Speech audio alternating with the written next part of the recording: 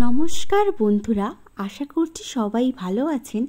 মা অন্নপূর্ণার সংসারের একটি নতুন ভিডিওতে আপনাদের সবাইকে স্বাগত জানাই। আজ আমাদের রেসিপি দই কাতলা। প্রথমে কাতলা মাছটাকে ভালোভাবে ধুয়ে নুন হলুদ মাখিয়ে ভেজে নিতে হবে।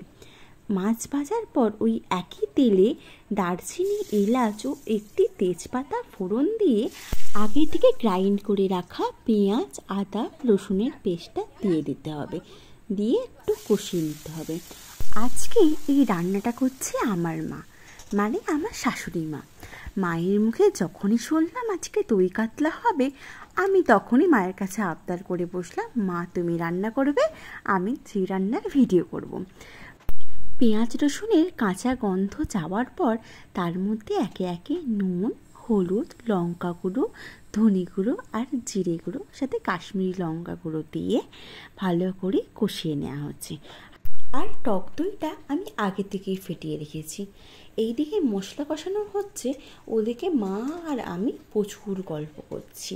জানেন তো, কলেজ থেকে এলে কাউকে কিছু বলি না বলি সব গল্প মাকে বলা আমার চাই। বিয়ের আগেও আমার ওপারিতে ছিল মা বড় মা, আর বিয়ের পরেও আমার এই মা। সব কথা না বললে যেন পেটের মধ্যেটা কেমন হয়। এদিকে মা গ্যাস কমিয়ে টক দইটা দিয়ে দিল। টক দই দেওয়ার পর দিয়ে দিল ভাজা মাছটা। ভাজা মাছ দেওয়ার পরে একটু নাড়াচাড়া করে এর মধ্যে দিয়ে দিতে হবে জল।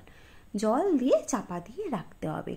চাপা খোলার পর অল্প গরম মশলা ছড়িয়ে নাড়াচাড়া করলেই রেডি দই কাতলা।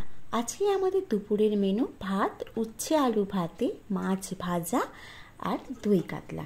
সাথে ছিল রায়তা, পেয়ারা, মৌসুম্বি লেবু, সাথে শসা আর আপেল। টাটা।